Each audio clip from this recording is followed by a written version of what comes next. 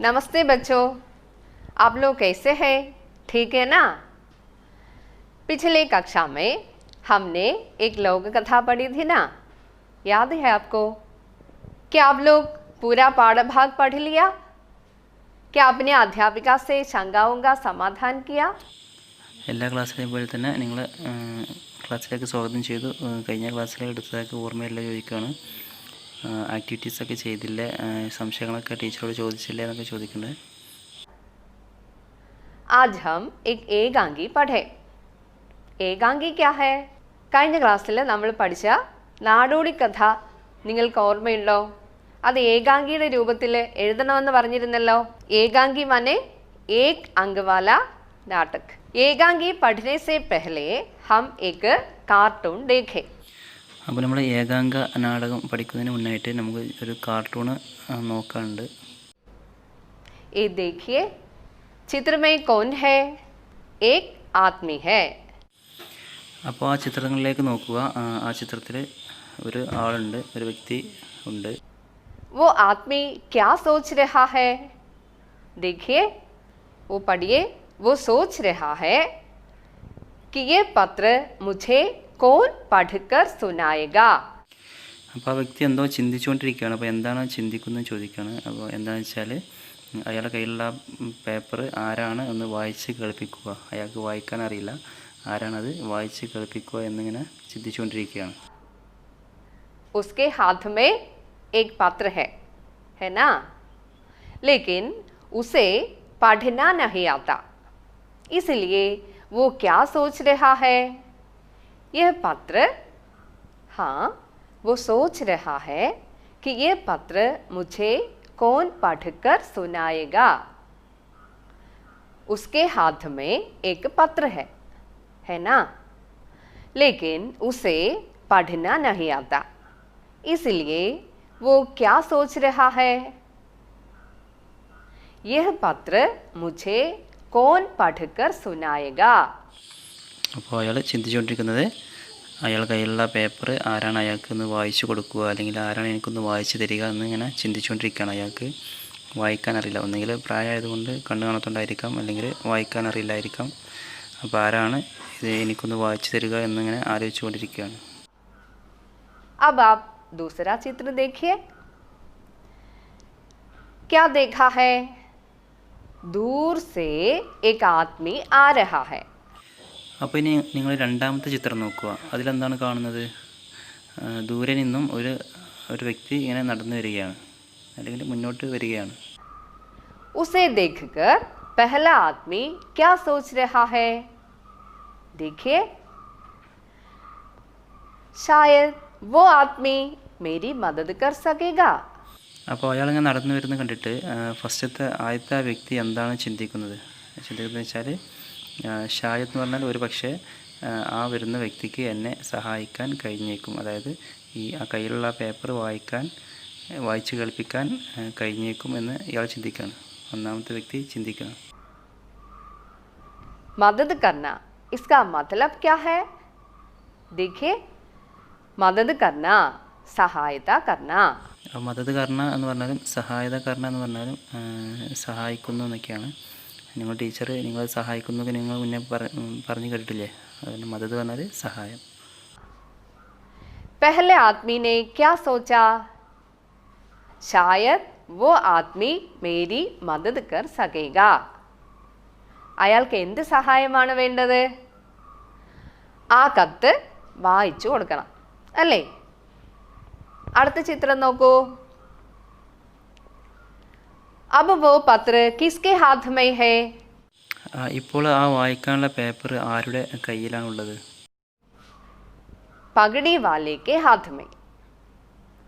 पगड़ी शब्द आपने सुना है?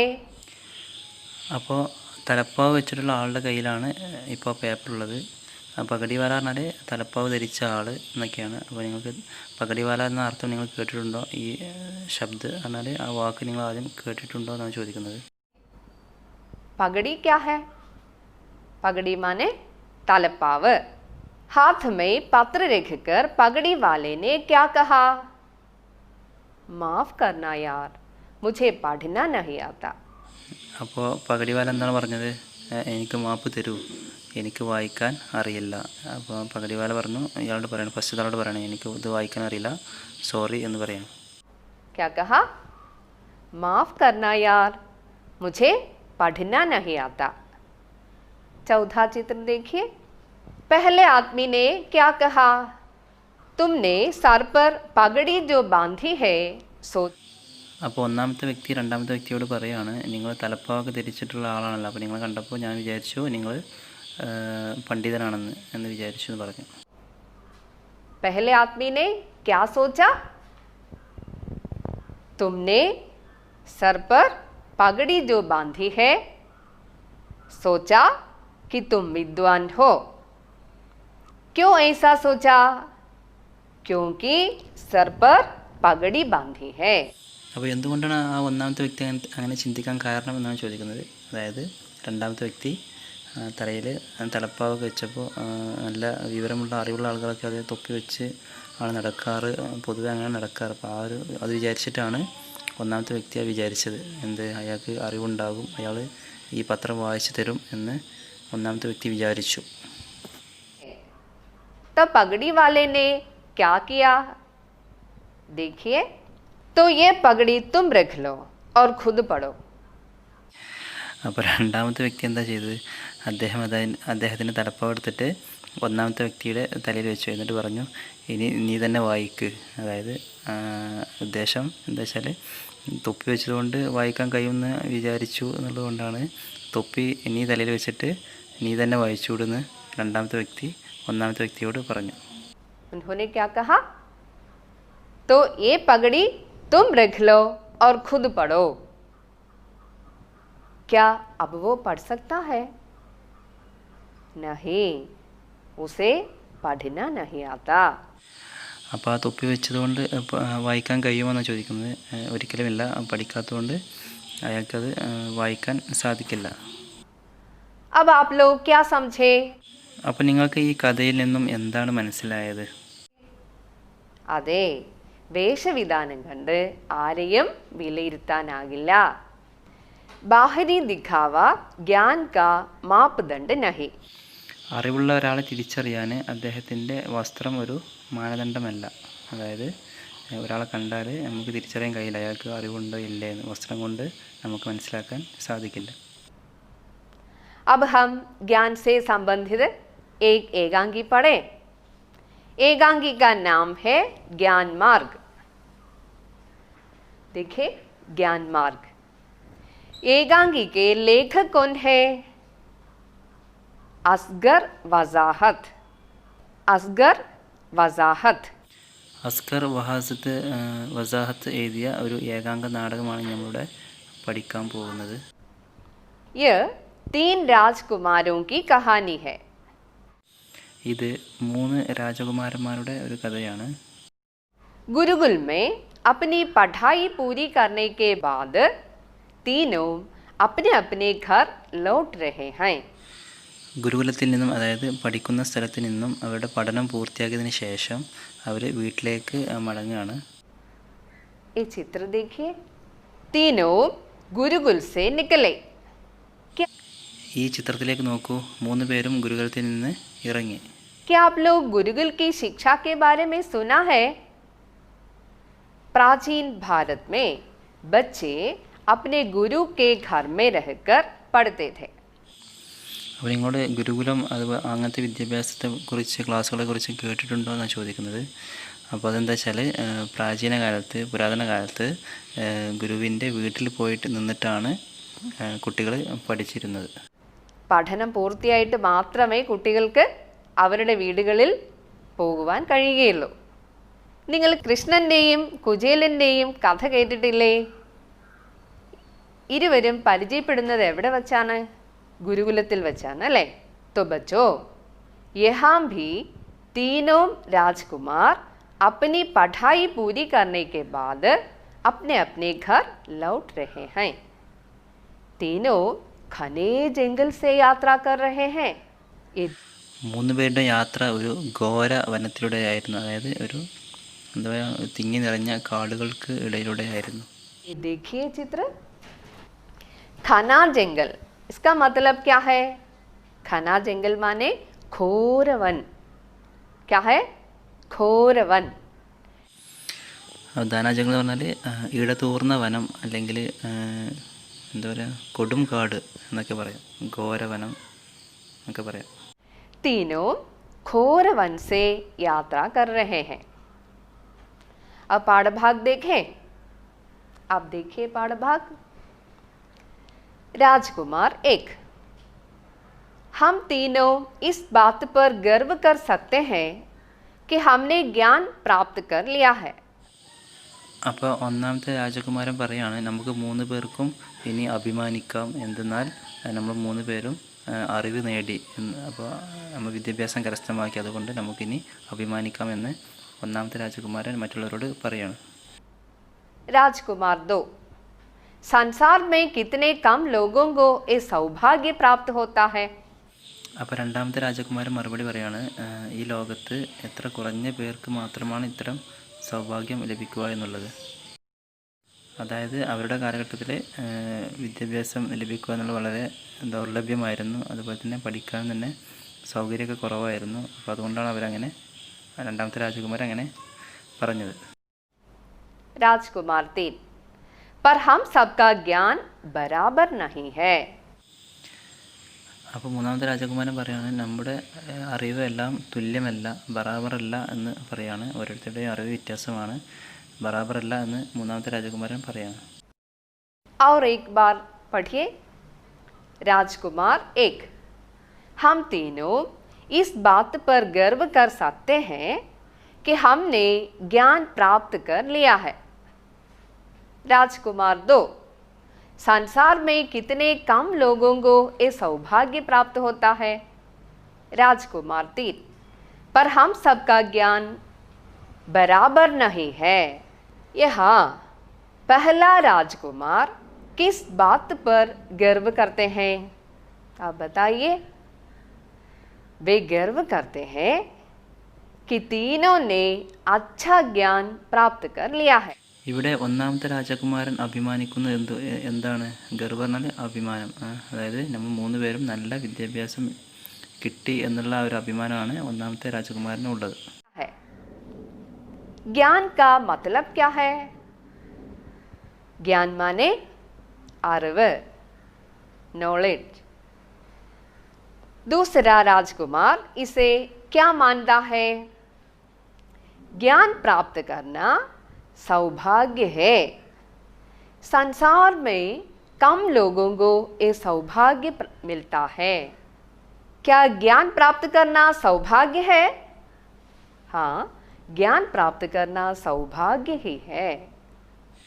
അപ്പോൾ രണ്ടാമത്തെ രാജകുമാരൻ എന്താണ് വിശ്വസിക്കുന്നതെന്ന് വെച്ചാൽ, അദ്ദേഹം പറയാണ്, ഈ അറിവ് എന്നുള്ളത് നമുക്കൊരു ഭാഗ്യമാണ്.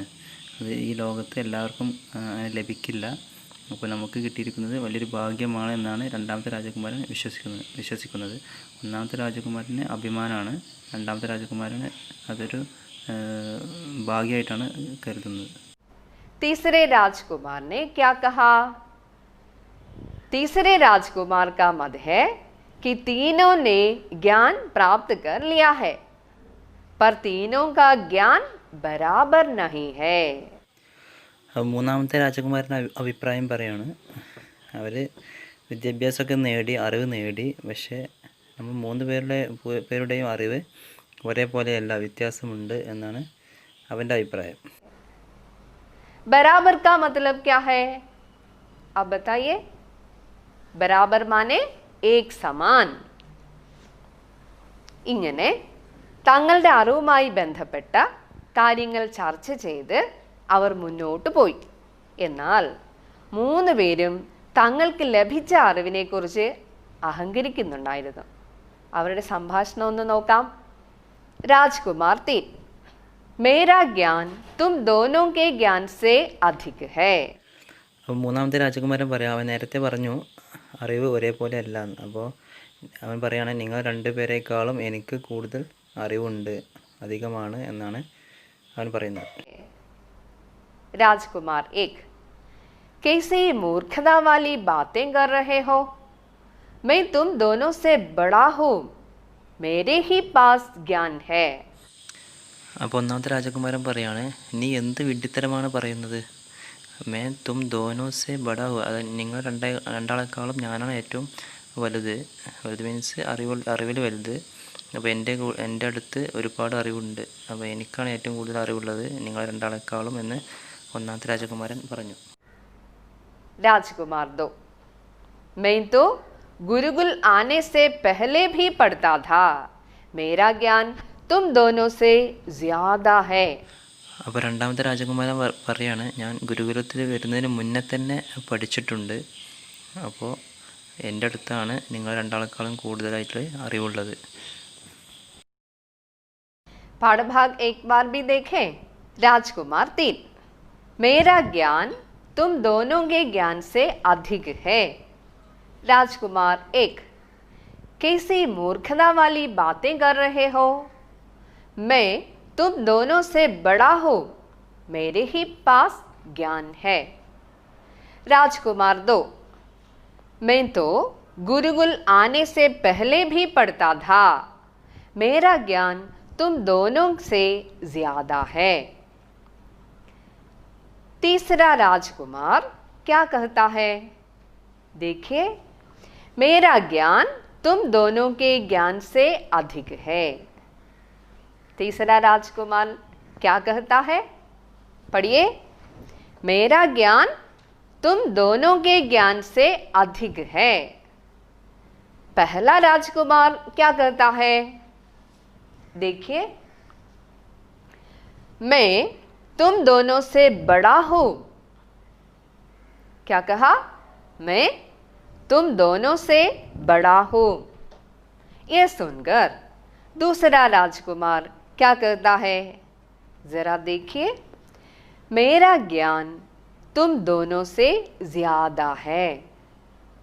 क्या कहा? मेरा ज्ञान तुम दोनों से ज्यादा है, क्योंकि वो गुरुकुल आने से पहले भी पढ़ता था. देख लिया बच्चों, तीनों को अपने ज्ञान का अहंकार है. അപ്പോൾ 3 പേരുടെ അഭിപ്രായം നിങ്ങൾ കേട്ടല്ലോ. അപ്പോൾ 3 പേർക്കും അവരുടെ അറിവിൽ അഹങ്കാരമുണ്ടായിരുന്നു. तीनों अपने को बड़ा ज्ञानी मानते हैं. हर राजकुमार ये स्थापित करने की कोशिश करता है कि मैं बड़ा ज्ञानी हूँ.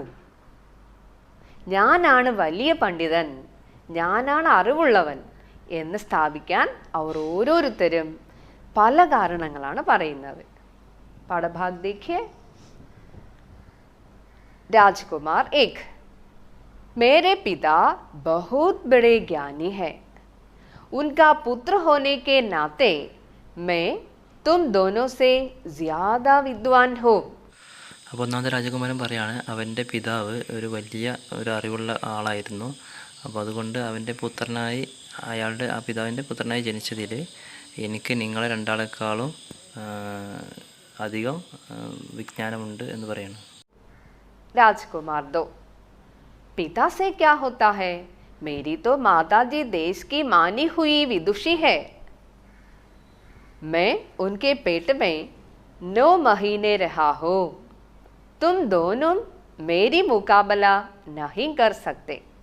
അപ്പോൾ രണ്ടാമത്തെ രാജകുമാരൻ പറയാണ്, പിതാവിനെ കൊണ്ടൊന്നും അതൊന്നും കാര്യമില്ല. അപ്പോൾ എൻ്റെ മാതാവ് ആ ദേശത്തെ അല്ലെങ്കിൽ ആ രാജ്യത്തെ ഏറ്റവും മാന്യനായിട്ടുള്ള ഒരു വിദ്യാർത്ഥിയായിരുന്നു. അപ്പോൾ അവളുടെ വയറ്റിൽ ഞാൻ ഒരുപാട് കാലം കിടന്നിട്ടുണ്ട്, അതായത് വയറ്റുള്ള സമയത്ത് കിടന്നിട്ടുണ്ട്. അപ്പോൾ അതുകൊണ്ട് നിങ്ങൾ രണ്ടുപേരും അറിവിൻ്റെ കാര്യത്തിൽ എന്നോട് മത്സരിക്കരുത് എന്ന് പറയുന്നു.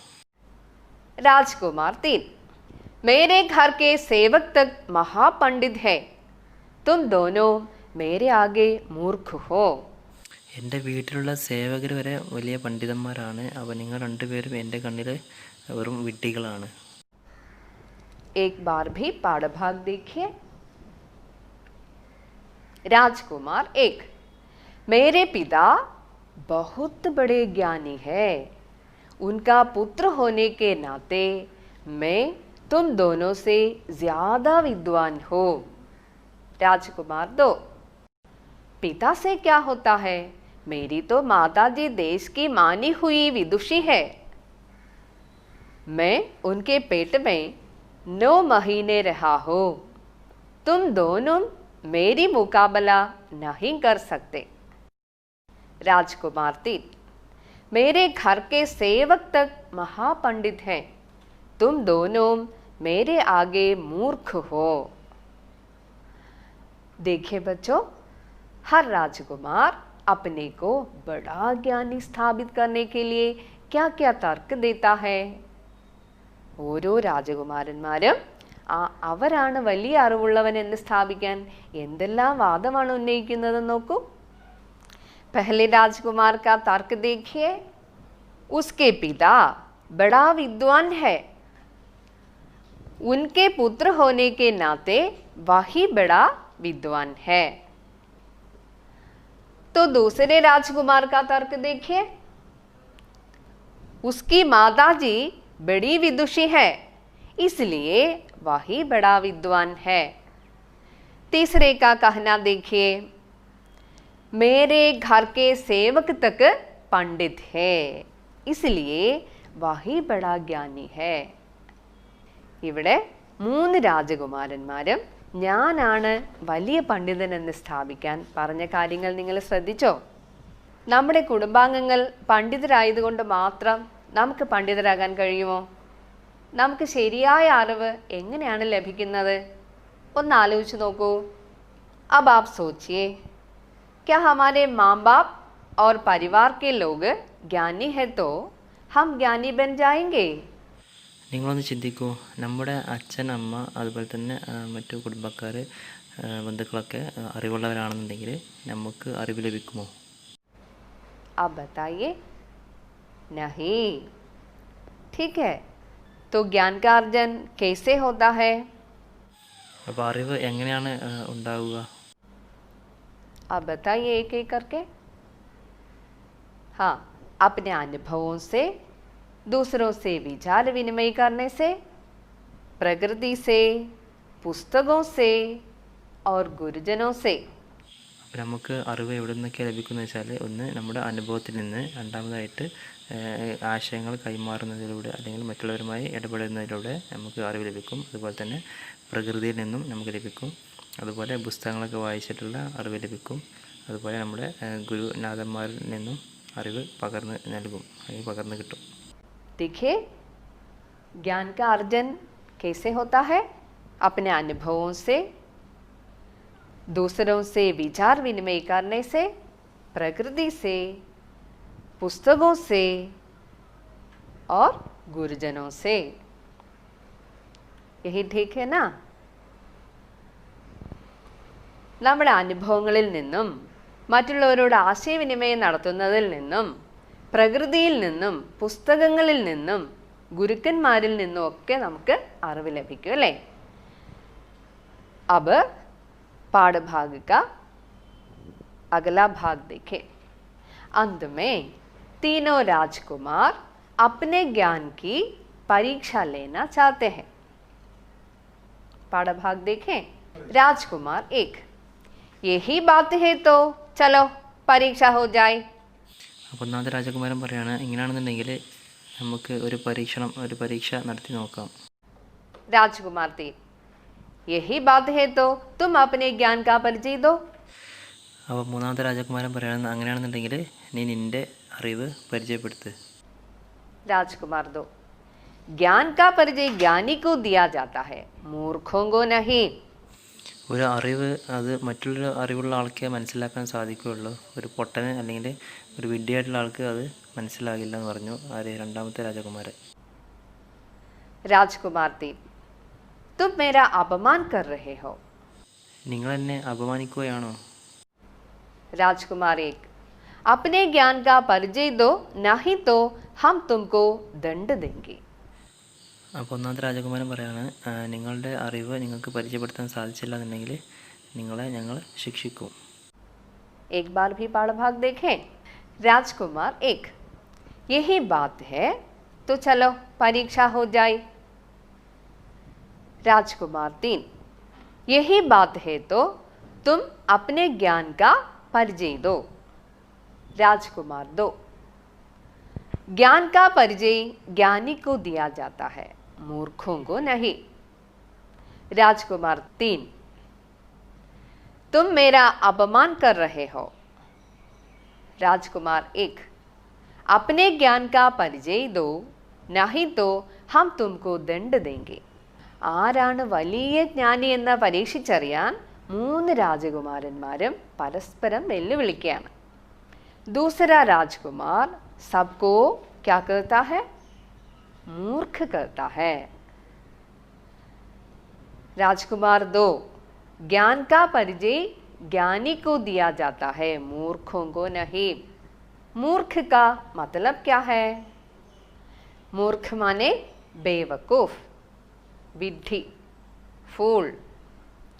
दूसरे राजकुमार के अनुसार ज्ञान का परिचय मूर्खों को नहीं दिया जाता। इसका अर्थ क्या है? अन्य 2 राजकुमार मूर्ख हैं। देखिए, ये सुनकर पहला राजकुमार क्या करता है? अपने ज्ञान का परिचय दो, नहीं तो तुमको दंड देंगे। क्या कहा? अपने ज्ञान का परिचय दो, नहीं तो तुमको दंड देंगे। यहाँ दंड का अर्थ क्या है? दंड माने शिक्षा, पनिशमेंट। पहला राजकुमार क्या करता है? यदि राजकुमार परीक्षा लेकर अपने ज्ञान का परिचय न देते तो सबको दंड देंगे। आगे क्या हुआ होगा? जरा चित्र देखें, वो क्या है?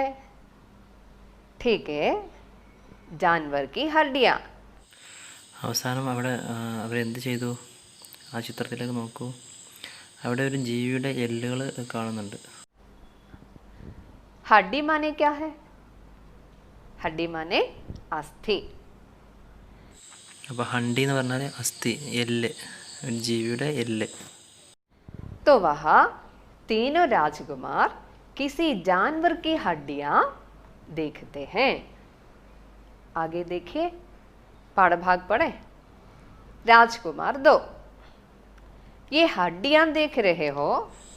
അപ്പോൾ രണ്ടാമത്തെ രാജകുമാരൻ ചോദിക്കുകയാണ്, നിങ്ങൾ ആ എല്ലുകൾ കണ്ടോ? राजकुमार 1, हाँ। राजकुमार 2, मैं अपने ज्ञान से बता सकता हूँ कि ये हड्डियाँ शेर की है।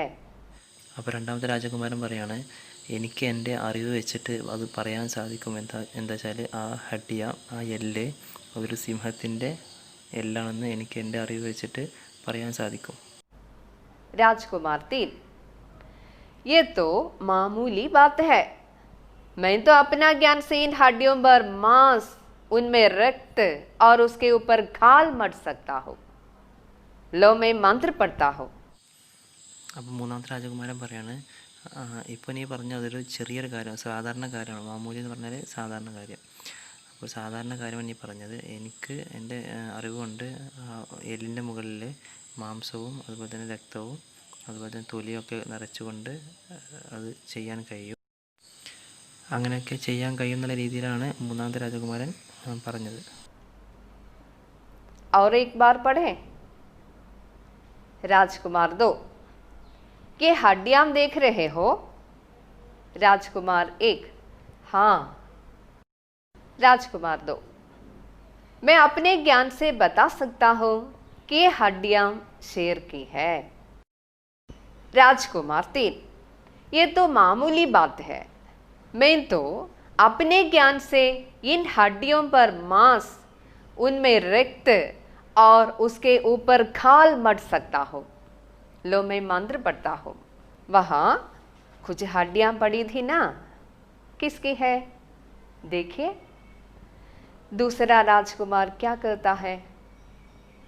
मैं अपने ज्ञान से बता सकता हूँ कि ये हड्डियाँ शेर की है। दूसरा राजकुमार ने क्या कहा? देखिए, मैं अपने ज्ञान से बता सकता हूँ कि ये हड्डियाँ शेर की है। वहाँ पड़ी हड्डियों को देखकर ही दूसरा राजकुमार समझ गया कि ये शेर की हड्डियाँ है। शेर का मतलब क्या है? हाँ, शेर माने सिंह, लायन। तो ये ഹഡ്ഡിയാ കിസി സിംഹ് की थी. ഏതോ മൃഗത്തിൻ്റെ എല്ലുകൾ കണ്ടിട്ട് അത് സിംഹത്തിൻ്റേതാണെന്ന് മനസ്സിലാക്കുക എന്നത് നിസ്സാരമായ കാര്യമല്ല. പക്ഷേ മൂന്നാമത്തെ രാജകുമാരൻ എന്താണ് പറയുന്നതെന്ന് നോക്കാം. രാജകുമാർ 3, बस ये तो मामूली बात है.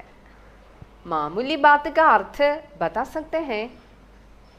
मामूली बात का अर्थ क्या है? साधारण कार्य. मामूली बात माने साधारण कार्य. अर्थात तीसरे राजकुमार के मत में हड्डियों को देखकर सिंह की हड्डियां बताना तो बहुत ही साधारण कार्य है. आगे वो क्या बताता है ये देखिए. मैं अपने ज्ञान से इन हड्डियों पर मांस, उनमें रक्त और उसके ऊपर खाल मट सकता हूँ. क्या कहा? मैं अपने ज्ञान से इन हड्डियों पर मांस, उनमें रक्त और उसके ऊपर खाल मट सकता हूँ. खाल का अर्थ क्या है आप जानते हैं? खाल माने ചർമ്മം, സ്കിൻ. മഠിന മാനെ ക്യാ ഹെ? മഠിന പൊതിയുക, ടു കവർ.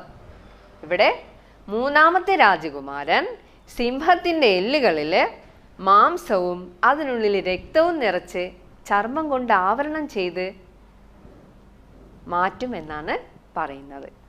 തുടർന്ന് എന്താണ് സംഭവിക്കുന്നത് നോക്കിയാലോ? അത് നമുക്ക് അടുത്ത ക്ലാസ്സിൽ പഠിക്കാം. പാഠപുസ്തകത്തിലെ ഈ ഒരു ചോദ്യം നോക്കിക്കോളൂ. हर राजकुमार अपने को बड़ा ज्ञानी मानता है. असल में बड़ा ज्ञानी कौन है? एक बार भी ये प्रश्न देखिए. हर राजकुमार अपने को बड़ा ज्ञानी मानता है. असल में बड़ा ज्ञानी कौन है? ഓരോ രാജകുമാരന്മാരും അവർ സ്വയം വലിയ ആളുകളാണെന്ന്, അറിവുള്ളവരാണെന്ന് വിശ്വസിക്കുന്നു. സത്യത്തിൽ ആരാണ് ഈ വലിയ നല്ല അറിവുള്ളവൻ? ആരാണ് ശരിക്കും അറിവുള്ളവൻ? ആരാണ്? हमने देख लिया है कि तीनों राजकुमारों को अपने अपने ज्ञान पर गर्व है. क्या ज्ञान बाहरी दिखावा है? यहाँ हर राजकुमार अपने अपने ज्ञान का बड़प्पन दिखाना चाहता है. क्या चाहता है? अपने अपने ज्ञान का बड़प्पन दिखाना चाहता है. ഇവിടെ ഓരോ രാജകുമാരന്മാരും അവരുടെ അറിവ് വലുതാക്കി കാണിക്കാനാണ് ശ്രമിക്കുന്നത്. ഇവിടെ 3 രാജകുമാരന്മാരും അവരവരുടെ അറിവിൽ അഹങ്കരിക്കുകയാണ്. അറിവ് മറ്റുള്ളവരുടെ മുമ്പിൽ പ്രദർശിപ്പിക്കേണ്ട വസ്തുവാണോ? അല്ലല്ലോ. ഇവിടെ ഓരോ രാജകുമാരന്മാരും അവരവരുടെ അറിവിൻ്റെ വലിപ്പം കാണിക്കുവാൻ ആഗ്രഹിക്കുകയാണ്. അങ്ങനെയാണെങ്കിൽ എന്താണ് ശരിയായ ജ്ഞാനം? ആരാണ് ശരിയായ ജ്ഞാനി? ഒന്ന് ആലോചിച്ച് നോക്കൂ. ഈ ചോദ്യത്തിൻ്റെ ഉത്തരം ഒന്ന് എഴുതി നോക്കൂ. ഉത്തരം എഴുതി നിങ്ങളുടെ ടീച്ചറിനെ കാണിക്കാൻ മറക്കരുത് കേട്ടോ. ചോദ്യം ഒരിക്കൽ കൂടി വായിച്ചു നോക്കാം. हर राजकुमार अपने को बड़ा ज्ञानी मानता है. असल में बड़ा ज्ञानी कौन है? अगले क्लास में फिर मिलेंगे. अच्छा, धन्यवाद.